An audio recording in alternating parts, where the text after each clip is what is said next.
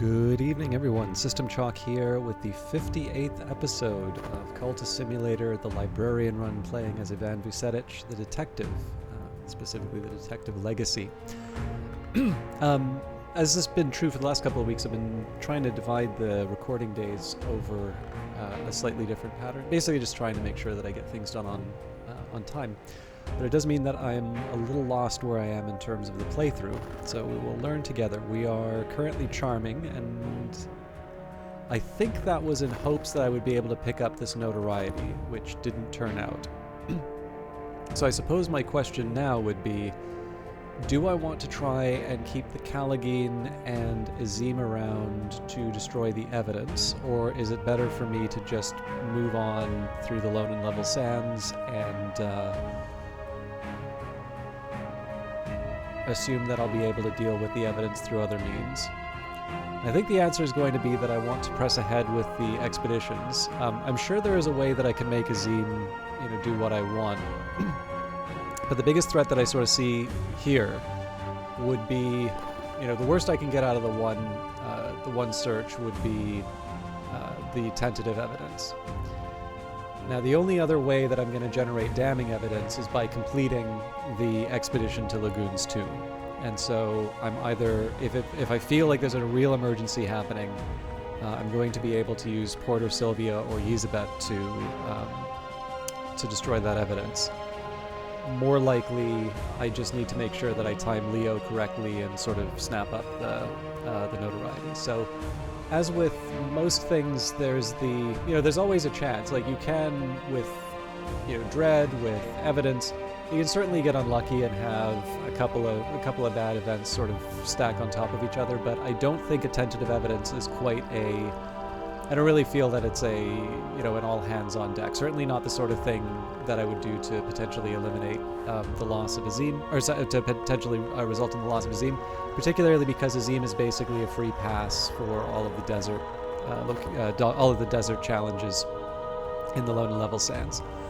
So we're going to move on to Lagoon's Tomb, a low slope-sided rectangle of mud brick in an obscure fold of the desert. It is not remarkable to look at, but Lagoon was counted among the immortal long, and no robber has ever breached his tomb. So I think probably we're also going to need to bring Enid or Neville, but I'm not going to do that until we've locked in the summons. Lagoon's tomb will be difficult to find in the desert. We must navigate by the stars. Its door has long resisted the assaults of tomb robbers. We must bring what force we can. There will likely be a curse. We must be prepared for it. Okay, so the curse is the sort of thing that I'm a bit more worried about, but we'll make do with what we've got. I have a minute before I need to go back to the inspector's position, so I will take advantage of the time, and it's basically a free turn. Well, not just basically. It is a free turn, so...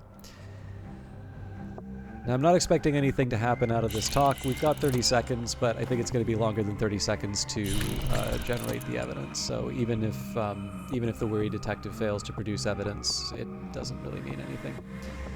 I'm debating as to whether or not I should move up a follower with the bitter atmosphere. All right, the expedition continues. Our expedition plans for the next challenge. It'll consume funds. I could add funds now, or I could send another follower. So the Dry Soul Curse requires Heart or Lantern, and the Warded Door requires Forge or Knock. So let's get Neville on the door. We'll also need to add some money, but let's deal with the challenges first.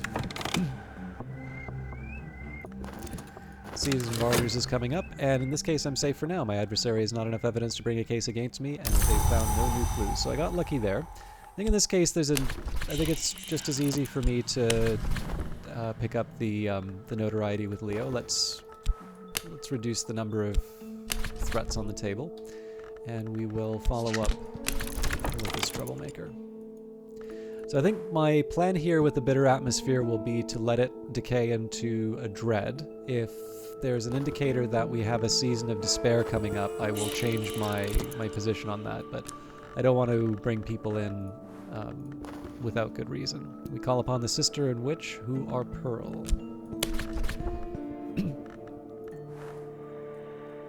So I think in terms of lantern, we'll add Cat Carew and Pope Clifton. The curses normally seem to be at the end of the at the end of the expedition, so I don't think we have too much to worry about. Sun and splendor. The sun is setting. We look back across the desolation we crossed, and at all the colors it assumes in the evening light. Night falls, stars prickle. The wind presses cold hands to our faces. Onwards. Some days are better than others. Sometimes the sky is nothing like a filthy sheet. Sometimes the river runs clear. And my investigation has turned up no new leads, so we'll just let the inspector's position simmer for a little while. The icy atmosphere, we're not going to be able to use the contentment to get rid of the icy atmosphere unless I do a painting, but a painting would result in more reputation, so I'm going to just let this run its course. We've got 1 minute before we get Dread, and we've got another Season of Ardors, so we should be able to clear that out. Alright, let's add Slee.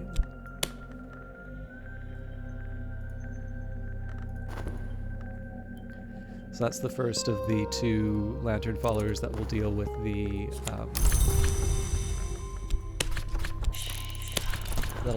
the curse. Now in this case, I should have read the text, but in this case Leo failed to get rid of the notoriety, so we're just going to send him in again.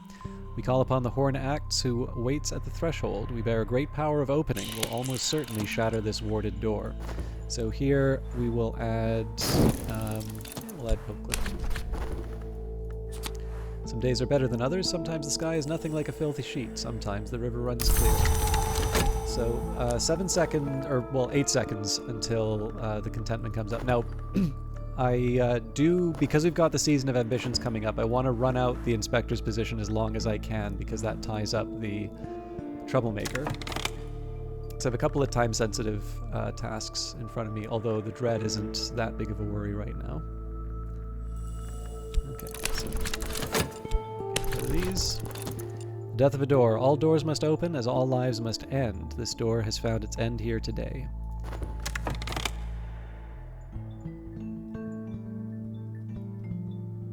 Again, I want to run this down as close to the time as I can, just to make sure that we don't have a troublemaker on the board at the time the Season of Ambitions comes up.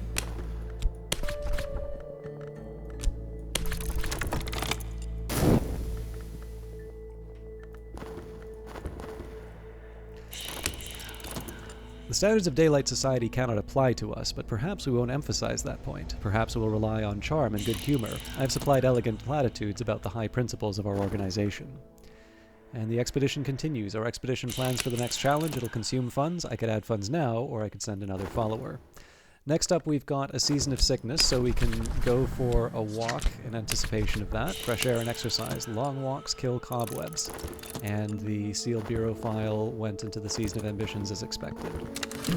Alright, earnest speeches, affable conversation. Optimism is the spice which saves. The scent of the pages. I am disciplined, I am all discipline. I haven't lasted this long to give up so easily. The sun still moves, the wind still walks, my journals are the labyrinth clue.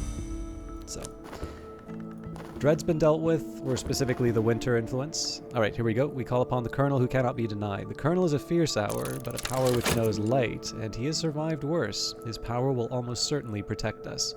So that's for the... that was for the curse. And progress, the constant clatter of closing doors, the damp stains on the station walls, the smell of boot polish and unwashed constables. All this narrows to a single crystalline truth. I've made progress and earned myself some overtime pay. So the overtime pay is nice, the dread is not. So in effect, this is kind of like resetting the timer on the dread that we had before, but it did allow me to preserve my 3 remaining locations. We've got 2 in Karashim, but you know, still, it's nice to be safe. The curse shrivels. Our power is stronger than the power that was here. The curse won't touch us. So, overall, a good round so far. Okay, so Season of Despair. So this means I'm going to have to use the talk verb to get rid of the dread. Again, I have other options, but this is the most... I'll explain why this is the most expedient option, because it's... I noticed my entries on the Reddit are maybe not always the most popular, but there was somebody who was asking about dread. Now, Obviously, this is probably not exactly the place to go into the specifics of the Reddit, because that's not necessarily where everyone experiences. But I noticed somebody left a kind of, I thought was a kind of nasty comment. I don't think it was intended to be that nasty, but the phrasing could have been better. I think they said a failing of the Reddit was that people give sort of hazy answers. And the thing is, like, my view on this is that Reddit is full of volunteers. So, you know, if somebody gives you an unhelpful answer that's frustrating, I've experienced unhelpful answers a lot over the course of streaming and over the course of, I don't know, like trying to figure out something about Linux. It's like they're usually not helpful. But there's a lot of people who are trying to be helpful. And it's, you know, sometimes if you can, it's nice to be gracious about, you know, about the help that you're getting. Although, you know, I think I pretty clearly am very annoyed by backseating, and it's because in that case that's unsolicited. If you're asking for help and somebody isn't 100% helpful, I'm not entirely sure that even if it wasn't helpful, unless they're like actively going out of the way to be a nuisance, like I'm not entirely sure getting mean about that is the nicest thing to do. But I can understand the frustration, right? Like if you're accustomed to going to a place and asking for an answer, and you want a direct answer, and people are giving these vaguer ones, it can feel like a failing. The difficulty, of course, is that in Cultist Simulator, a lot of the fun is figuring it out, and it is obviously the case for a lot of people that usually when there's a question about the game, it is usually the case that people don't yet understand this feature of the game. And my own view on this, like where I can, I try to be somewhat generous in terms of, you know, giving specific answers to questions while still preserving that option. And my view is that if you just tell people that direct answer to what they're looking for, all you're really doing is setting them up for the next challenge that they run into, where they're going to have to ask a question, and they're either going to get frustrated with the game, or they're going to be slowly robbed of the the enjoyment of the game. Now, clearly I do broadcasts where I solve all of the puzzles. So, I mean, if you really want to get that information, that's available to you. Clearly, I don't feel that I need to be, you know, this fortress of secrets in terms of my own broadcasts. But for my own part, what I usually try and do is say, you know, here is a way of thinking about this problem that might get you to a solution. And if you're still having trouble, just give another reply and I will give you a direct answer. And to me, for my own part, I think that preserves the opportunity to be delighted by discovery in the game, while also making sure that people don't get so frustrated that they leave. And I have a feeling that whether or not people are good at answering questions in the Reddit, I have a feeling that that's the majority, that's the motive for not being direct in terms of answers.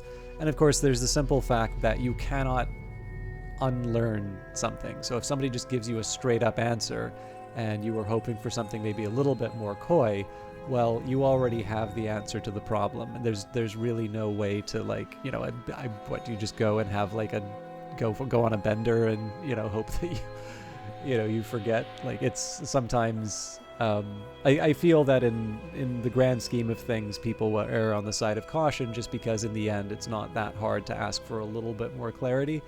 Whereas if you give too much, then potentially you're robbing someone of an experience that they wanted to have. Anyways, there was a point I was going to make about this, and I long since lost it.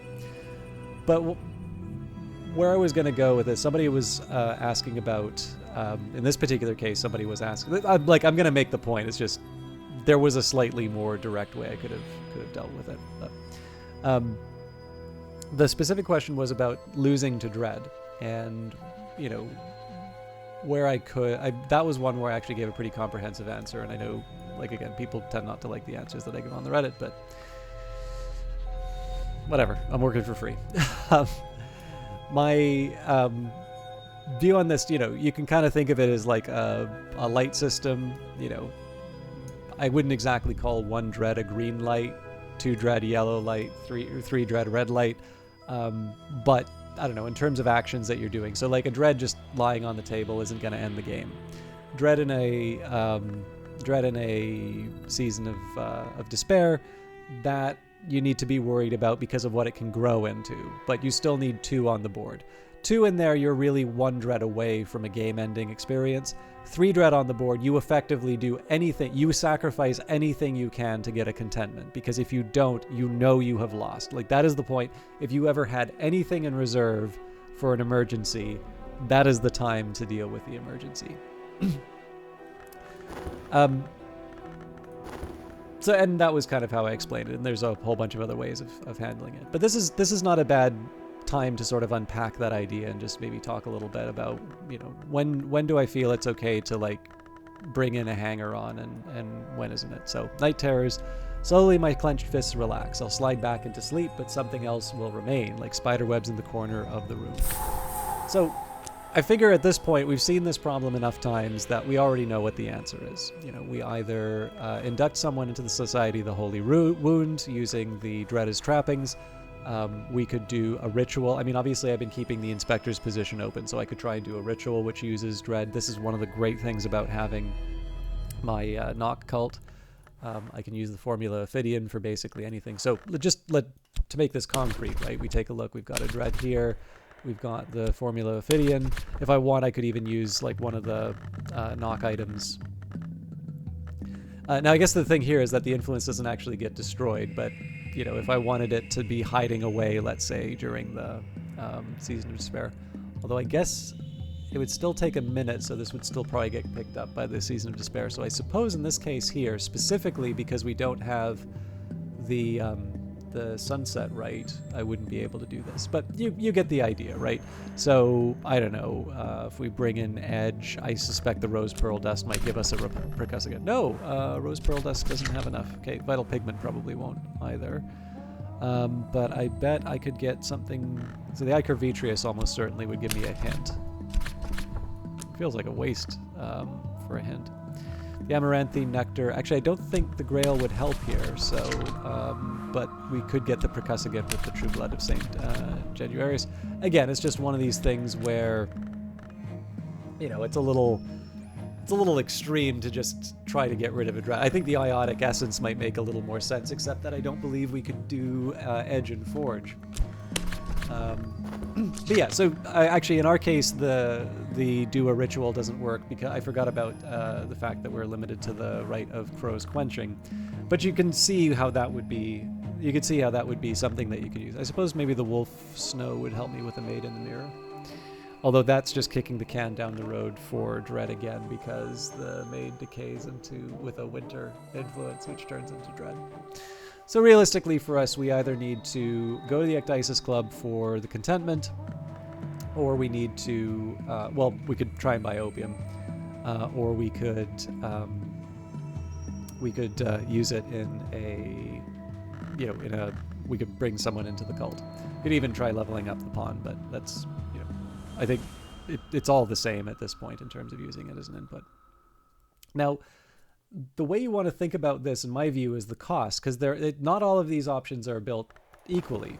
So I've got 49 seconds before. So, I mean, in this case here, the option of going to the Ecdysis Club just isn't there to begin with. But the big thing here is like, okay, well, it's just one dread. So, like, maybe I want to preserve these hangers on for some, like, really urgent case. Like, is it really that hard for me to be able to generate a contentment before the next dread gets made? And honestly, I think there's a lot of different ways that we could get contentment before we get a second dread and we need to start worrying in terms of the Season of Despair. The important thing, though, is consider all of the different ways that I can get that contentment. Generally, I don't like buying again, it's a role-playing thing on this, right? So it's very easy to purchase Tincture of Opium. There's always the worry that there's a dread that comes out of that too, but again, one dread on the table is not the sort of thing you get too worried about. I can do a painting. The thing about the painting is that raises my reputation. Well, in terms of raising the reputation, right now I'm in a nice little position where I just send Leo at the end of an expedition to clean up my reputation. And having the Mystique on the table will sort of spoil that a bit. So there's a cost for doing the painting. Now, what about going to the Ecdysis Club? Well, it's a similar problem with the Ecdysis Club in the sense that it's no longer just, it's not just delaying my expeditions. It's actually it's taking time away when I have Azim and the Callagine. And Azim only has a minute available, so in this case I'm using up the talk verb through other means. And so in this case here, it actually winds up being very costly for me to try and generate a contentment, just because, again, we're 3 locations away from achieving our overall goal. And then on top of that, I have summons which actually make it very easy for me to go through the Lone and Level Sands locations. And so for that reason, even though in the grand scheme of things this is a very low threat, it's more advantageous for me to get rid of this dread ahead of time because of the options it opens up for me later on. I'll be able to have Leo available to clean up the reputation that emerges from completing the expedition. I'm going to be able to go straight into the Star-Shattered Fane. And in the end, I'll still have 2 hangers-on plus 2 pawns, so I'll still have 4 more opportunities to be able to get rid of dread. And again, I've spent a couple of times talking about these. To a certain extent, I'm preaching to the choir. But this is one of the things where, again, people can complain about vague answers, but even the specific answers, like if you give an honest answer, these things actually tend to be a lot more complicated than you would think, just simply because there are actually, in my view, any given circumstance in Cultist Simulator actually has a clear best option. But that clear best option is always related to what you're trying to achieve at the given moment. What I mean by that is, if you are trying to, like I am, if I'm trying to clear out the Lone and Level Sands as quickly as possible, then that means that the explore verb is more costly than it normally would be. For me, for role-playing reasons, unless I'm desperate, I wouldn't go to Opium. So that's kind of a last resort, and that's just for my personal playthrough. Now, lots of other people are going to say that's a stupid way to play. They're perfectly entitled to be wrong. And again, the whole idea, it's like, okay, is reputation that big of a deal? It's like, well, yeah, because I have to use up Leo, and it's about 2 minutes to try and get rid of a reputation. So even if I get 2 Mystique out of that, that's ultimately 6 minutes of time that the talk verb is used up, and that's 6 minutes when I'm not going to be able to use people to get rid of dread and such. And so in that particular case here, to me, it's really obvious that there is one correct answer to that particular problem. And again, I don't need to actually go on at great length about this stuff. It's, I think, pretty clear to a lot of people. But it's just one of these examples where the game gives you lots of ways of dealing with a particular challenge. It's not obvious, as is clear by the number of people who ask questions about how to deal with dread and things like that. But once you gain a greater understanding of the game, you can actually really help along your playthrough by being able to think carefully about what your overall goal is. And I've kind of talked in previously before, right? If you think that way, that's also where you wind up putting the right followers in on certain expeditions to, try and provoke a few more heart actions. And all of a sudden you get vitality at just the right moment a little bit more often. And yes, it is always chance, but you've kind of built your own luck in that case. So anyways, the temptation is past for now.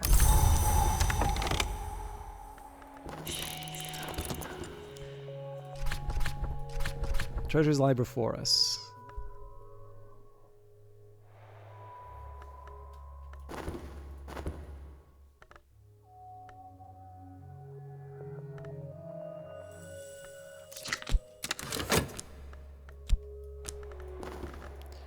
Only a little wound, just enough to give homage to the powers that open.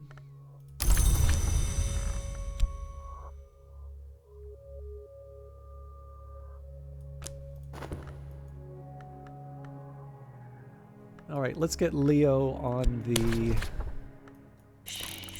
reputation circuit again. Not everyone is sympathetic to our aims, but if we have problems with our reputation, our disciple can probably smooth them over.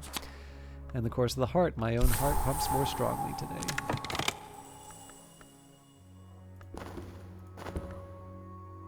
Once again, trying to run out the inspector's position for as long as I can. We don't know what's coming up next turn.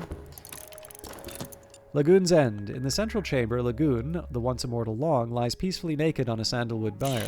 He is perfectly preserved, a slender, dark-skinned man in excellent physical health. But on our approach, he crumbles into blackened flakes like fallen leaves. Objects glint from the remains.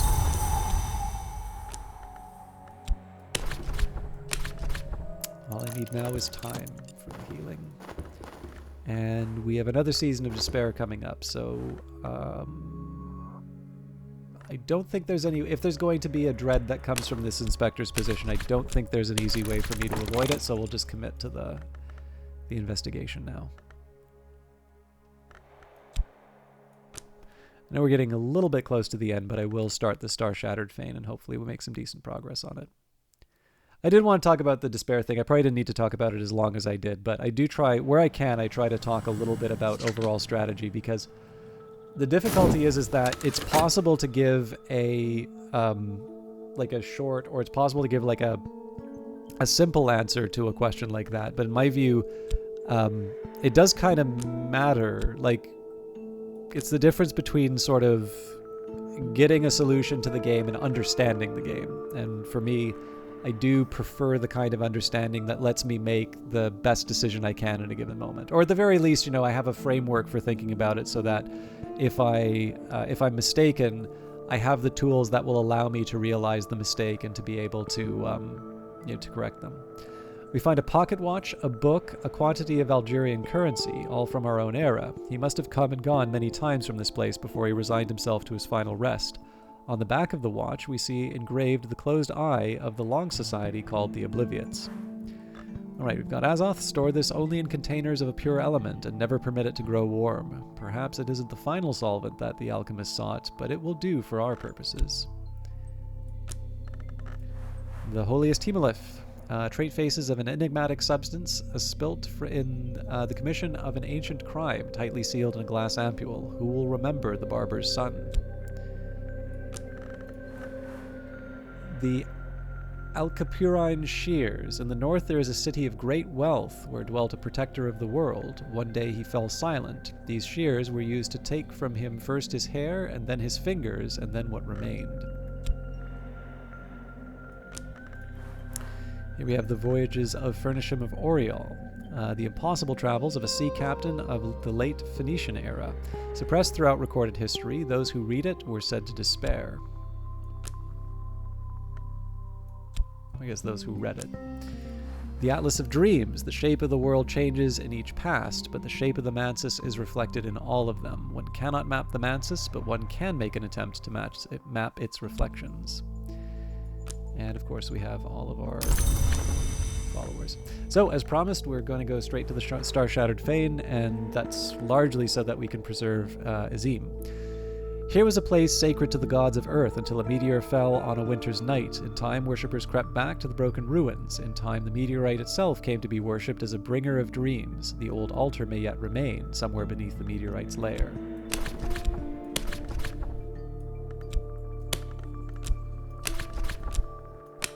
A star fell in the deep desert. It did not quite destroy the sacred place it struck. The treasures of the old altar may remain hidden beneath the grave of the star. But we must approach the star cautiously. It still resonates with energies from outside the world. This suggests to me that there's going to be another curse that we need to deal with. But again, we've already got our paintings. We're definitely at a point where I can handle losing some traits if I have to. Attributes, whatever. Earnest speeches, affable conversation. The standards of daylight society cannot apply to us, but perhaps we won't emphasize that point. Perhaps we'll rely on charm and good humor. I have supplied elegant platitudes about the high principles of our organization. The expedition continues. The expedition plans for the next challenge. It'll consume funds. I can add funds now, or I could send another follower. So, Fifth Eye Curse requires Heart or Winter. Both of those are going to be a little hard for us to handle. So, let's get the winter people in. The sick room grows close and stale. Time to get up. Clouds part. The wolf despair prowls elsewhere. And we didn't get the dread event, which is good. Moving on, we've got a free turn, so we'll just let everything simmer for a while. We'll see whether or not we actually destroy the reputation. If we don't, well, we can always use Leo again. Optimism is the spice which saves. Okay, so really this is just a question of getting all the right people in the right places. The hidden door will not be that big of a problem. I just need to add Neville or Enid. I do need to add some money, which I'm going to do now. We call upon the Sister and Witch, who are Pearl. The Sister and Witch should see us safe through the dry places. Now, if we wind up losing Violet, that will be a problem, but we do have the alternative of adding Clovette and Dorothy right away. Not my favorite choice, let's say, but it's one that I can.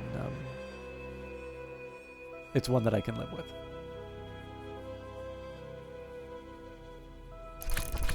The sun is splendor. The sun is setting. We look back across the desolation we crossed, and all the and at all the colors it assumes in the evening light. Night falls, stars prickle. The wind presses cold hands to our faces. Onwards.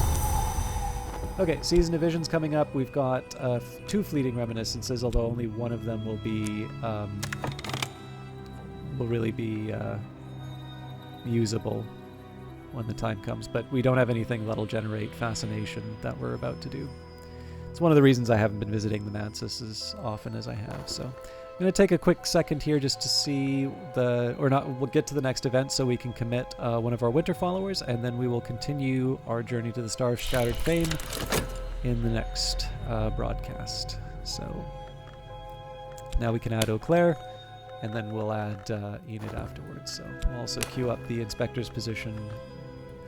I normally don't like leaving things between episodes. Like, essential things, I don't normally like leaving them between episodes because I find it too easy to forget, but we're in good shape. So, obviously I had a long digression, so we probably could have gotten through two locations in one go. It's possible then that we will do both Masana and Raven Isle tomorrow, although of course we have more than half of the existing location to go through. But again, we're feeling good about the playthrough. These are more quiet episodes just in the end because I very specifically have been avoiding the dream and study slots. I don't need anything for the study slot. I actually can't really study anything except to get Glimmering Erudition and Vitality. If I wanted to get something, I would have to go to the Mansis, and it is possible in the Mansis that I wind up with influences that I don't want. And that's the main reason why I've been kind of cooling it there. It doesn't make for the most exciting content, but it is a way of making sure that we achieve our overall goal. The plan is, as always, once we finish Masana and Raven Isle, I'm going to, on my own time, do an inventory of the books, and then we will come up with an ending. I'm delighted that at least some of you are not quite sure how this thing is going to wrap up. I've got a pretty clear idea, and my conviction is growing stronger as I go through each episode. But all of that will happen in the future. So thank you everybody for watching, and we'll see you in the next one. Take care.